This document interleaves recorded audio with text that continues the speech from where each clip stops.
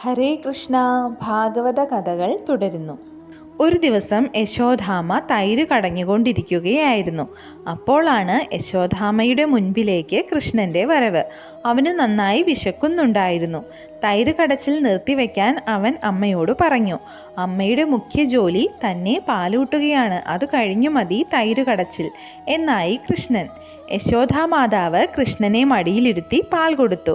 അപ്പോഴാണ് അടുപ്പത്തിരുന്ന പാൽ തിളച്ചു പൊങ്ങിയത്. ഉടനെ തന്നെ കൃഷ്ണനെ താഴെ ഇരുത്തി യശോദ പാൽ അടുപ്പത്ത് നിന്ന് വാങ്ങി വെക്കാൻ പോയി. ഈ സ്ഥിതിയിൽ തന്നെ ഇട്ടിട്ടു പോയത് കണ്ട് കൃഷ്ണന് ദേഷ്യം വന്നു. ഉടൻ തന്നെ ഒരു കല്ലെടുത്ത് അവൻ തൈർക്കുടം തകർത്തു. എന്നിട്ട് വെണ്ണയും കൈക്കലാക്കി ഒരിടത്തിരുന്നു വെണ്ണ തിന്നാൻ തുടങ്ങി. തൈർക്കുടം തകർന്നു കിടക്കുന്ന കാഴ്ചയാണ് മടങ്ങിയെത്തിയ യശോദാമ്മ കണ്ടത്. കൃഷ്ണനെ അവിടെ എങ്ങും കണ്ടതുമില്ല. കുടം തകർത്തത് കൃഷ്ണനാണെന്ന് അമ്മ ഉറപ്പിച്ചു. ഒരിടത്ത് മരം കൊണ്ടുള്ള ഒരു ഉരൽ കമഴ്ത്തിയിട്ടിരിക്കുന്നു. അതിൻ്റെ മുകളിൽ കൃഷ്ണൻ മച്ചിൽ തൂങ്ങിക്കിടക്കുന്ന ഉറിയിൽ നിന്ന് വെണ്ണയെടുത്ത് കുരങ്ങന്മാർക്ക് കൊടുക്കുകയാണ്. കൃഷ്ണൻ ഭയപ്പാടോടെ അമ്മയുടെ വരവ് അങ്ങുമിങ്ങും നോക്കുന്നുമുണ്ട്.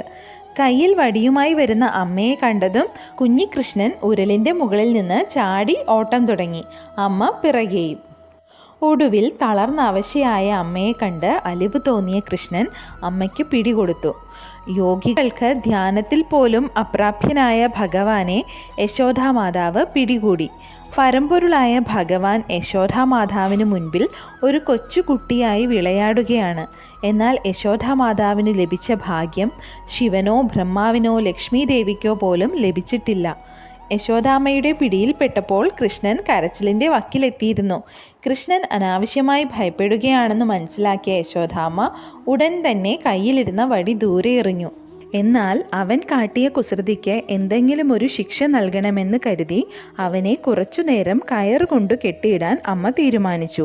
പരമ്പൊരുളായ ഭഗവാനെ ബന്ധിക്കാൻ അത്ര എളുപ്പത്തിൽ സാധിക്കില്ലല്ലോ. യശോദാമ്മ കൃഷ്ണനെ അടുത്ത് കണ്ട ഉരലിൽ ബന്ധിക്കുവാനായി ശ്രമിച്ചു. എന്നാൽ കയറിന് നീളം 2 ഇഞ്ച് കുറവാണ്. ഇങ്ങനെ വീട്ടിലിരുന്ന കയർ മുഴുവനും യശോദാമ്മ കൂട്ടിക്കെട്ടി നോക്കിയിട്ടും കയറിന് 2 ഇഞ്ച് നീളം കുറവാണ്. ഇതെന്തു മായാജാലം എന്ന് അത്ഭുതപ്പെട്ട യശോദാമ്മ കണ്ണനെ ബന്ധിക്കുവാനുള്ള ഉദ്യമത്തിൽ ആകെ തളർന്ന അവശയായി. കഠിനാധ്വാനത്തിൽ വിയർത്തൊഴുകി നിൽക്കുന്ന അമ്മയെ കണ്ട് അലിവ് തോന്നിയിട്ട് കൃഷ്ണൻ തൻ്റെ മായാജാലം കൈവെടിഞ്ഞു. അങ്ങനെ അമ്മ കണ്ണനെ കയറുകൊണ്ട് ബന്ധിച്ച് തടിയുരലുമായി കൂട്ടിക്കെട്ടി. ഇപ്രകാരം ഭക്തൻ സ്വയം ഭഗവാന്റെ പാദാരവിന്ദങ്ങളിൽ തന്നെ പൂർണ്ണമായി സമർപ്പിക്കുമ്പോൾ ഭക്തരക്ഷയ്ക്കായി ഭഗവാൻ സ്വയം ഭക്തന് മുൻപിലേക്ക് ഓടിയെത്തും. അതിനൊരു ഉദാഹരണം കൂടിയാണ് ഭഗവാന്റെ ഈ ദാമോദര ലീല. അങ്ങനെ ഭക്തനു വേണ്ടി സ്വയം സമ്പൂർണമായി കീഴടങ്ങുന്നതിലാണ് ഭഗവാന്റെ അതീന്ദ്രിയാനന്ദം. അതുകൊണ്ടാണല്ലോ ഭഗവാൻ തൻ്റെ ഭക്തൻ്റെ ദാസനാണെന്ന് അറിയപ്പെടുന്നത്. കൃഷ്ണനെ ബന്ധിച്ച ശേഷം യശോദാമ്മ ഗൃഹകാര്യങ്ങളിൽ വ്യാപൃതയായി.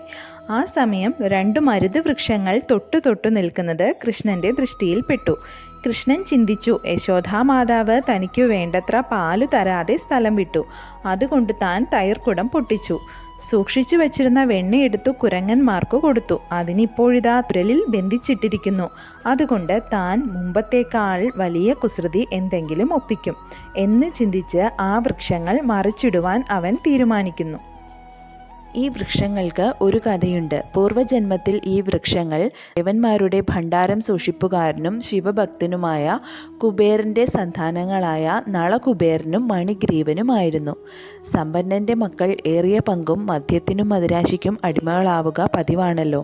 ഇവരുടെ കാര്യത്തിലും അത് തന്നെയാണ് സംഭവിച്ചത്. ഒരിക്കൽ ഉല്ലാസത്തിനായി ഇവർ മന്ദാകിനി ഗംഗയുടെ തീരത്തുള്ള പൂങ്കാവനത്തിൽ പ്രവേശിച്ചു. കണക്കറ്റു മദ്യപിച്ചിരുന്ന ഇവർ ഒപ്പമുണ്ടായിരുന്ന സ്ത്രീകൾ മധുരഗാനം ആസ്വദിച്ചുകൊണ്ട് സുഗന്ധ പുഷ്പങ്ങൾ നിറഞ്ഞ ആ ഉദ്യാനത്തിൽ യഥേഷ്ടം രമിക്കുകയായിരുന്നു. മദ്യോന്മത്തരായ അവസ്ഥയിൽ ഇവർ താമരപ്പൂക്കൾ നിറഞ്ഞ ഗംഗയിൽ ഇറങ്ങി. അവിടെ അവർ യുവസുന്ദരികളുമായി ചേർന്നു ജലക്രീഡ തുടങ്ങി. ഇങ്ങനെ മേളിക്കുന്നതിനിടയിൽ അപ്രതീക്ഷിതമായി ബ്രഹ്മർഷിയായ നാരദൻ ആ വഴിക്ക് വന്നു. താൻ കടന്നു പോകുന്നത് ശ്രദ്ധിക്കാൻ പോലും ആകാത്ത വിധം നളകുബേരനും മണിഗ്രീവനും മദ്യപിച്ചിരിക്കുന്നുവെന്ന് അദ്ദേഹം മനസ്സിലാക്കി. അവർക്ക് ഒപ്പമുണ്ടായിരുന്ന സ്ത്രീകൾ അത്ര തന്നെ ലക്കുകെട്ടിട്ടില്ലായിരുന്നു.